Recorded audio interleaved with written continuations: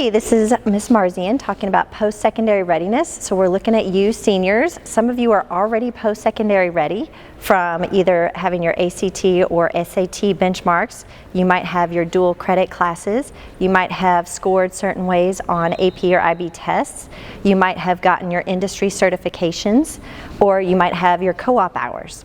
So check your emails, because we want to start celebrating you for doing all these amazing things and for being what's called post-secondary ready. So keep working hard. If you're not on that list, if you haven't gotten the email yet, that's okay. We're going to meet with you. We're going to give you some ways you can get post-secondary ready. And if you have gotten the email, go ahead and send out, fill in the form, and make sure to send a picture so we can put you on the brag board, that bulletin board in Center Hall. And we're going to get some prizes to you guys and do some fun things with you for your senior year. And just remember to enjoy your senior year, because it's going to go fast. Good morning, Ravens. Today is Thursday, September 11th. Welcome to another episode of Athlete on Air. I'm Lucas Elch. And I'm Layla Hawkins. It is now time for some announcements. The Asian Student Union interest meeting will be today from 2:20 to 3:20. Come visit to learn about future activities. There will be a Black Student Union meeting from 2:30 to 3:15 in room 223. Bring a friend and join in on making a difference here at Atherton. Also, today is the girls' flag football interest meeting, which is after school from 2:15 to 2:30 in the cafeteria.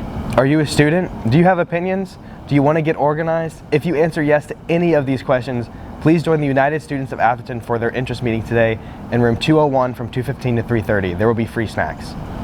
World Language peer tutoring is available today after school in room 207. The Paranormal Club will hold an interest meeting on Wednesday, September 17th from 2:30 to 3:30 in room 213. This club will be about all things paranormal, including paranormal-like activities and even ghost hunting devices. This club will also learn the history of the paranormal world and maybe even visit a haunted place. The field hockey team plays at Male today. Varsity plays at 5 and junior varsity plays at 7. Girls soccer has a game today at SHA at 5:30. Boys soccer has a game at Nelson County today, with junior varsity playing at 6 and varsity playing at 7:30. Volleyball has a game against Seneca tonight. Freshmen play at 5, junior varsity plays at 6, and varsity plays at 7. The football team plays Manual tomorrow night at home. Come out and support our Ravens. Today marks the 24th anniversary of the 9/11 attacks. On September 11th, 2001, terrorists hijacked 4 commercial planes, each headed for an intended target. 2 planes crashed into the World Trade Center in New York City, one in the North Tower and one in the South. This resulted in both buildings fully collapsing. Another plane crashed into the Pentagon in Washington, D.C. The 4th plane never reached its intended target as passengers reclaimed control from the terrorists, crashing the plane in a field in rural Pennsylvania. 2,977 Americans lost their lives in the attacks. Today we remember the acts of heroism by the first responders and civilians, many of whom gave their lives to save others. It's important to never forget what happened on September 11, 2001. Here, Atherton faculty tell their stories about where they were 24 years ago today. Where was I when 9/11 happened? Well, I was living at home at the time. I was in college, and my grandpa actually came in and woke me up because he had seen the first plane hit Tower 1.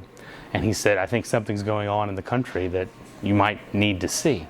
And I went into his room, and he had the news on, and we watched the second plane hit together. So at 9/11, I was actually at home in bed when the first plane hit. My mom called me shortly after the first plane hit, and she was actually screaming, telling me to go to the bank, telling me to go get money and go fill my gas tank up, and then go get milk for my nephew who was 1 at the grocery store.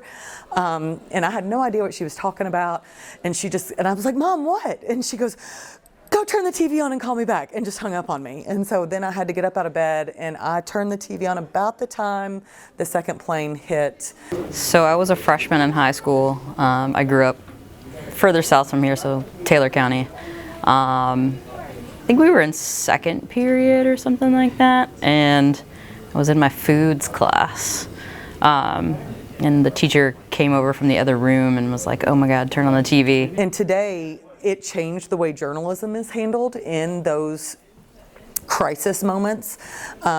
Today we don't necessarily put dead bodies on the front cover of the newspapers, but we did that day. They didn't necessarily, I feel like journalists were so overwhelmed with what was going on that they were just putting it out there.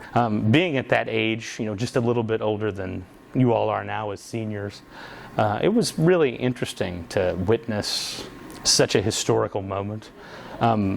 My friends who are all my age, we're all 43, we talk about how when we were here Atherton, Columbine happened. And then when we were in college, 9/11 happened. And the world continues to have bad things happening in it. And I feel like for us, as if you want to qualify us as elder millennials or something like that, we've just experienced a lot of tragedy. And I don't want to say we're used to it, but bad things keep happening. And that's one of the reasons that I love teaching, is the chance to make sure that you all can go out into a better world and make a difference, and we can all live in a better time together. Thank you, faculty, for sharing your stories. We have some birthdays today. Happy birthday to Moriante Roundtree, Graydon Horn, Camilo Marin Osorio, and Gavin Dutton. That will be all for the announcements. I'm Layla Hawkins. And I'm Lucas Selch. Please stay tuned for a moment of silence.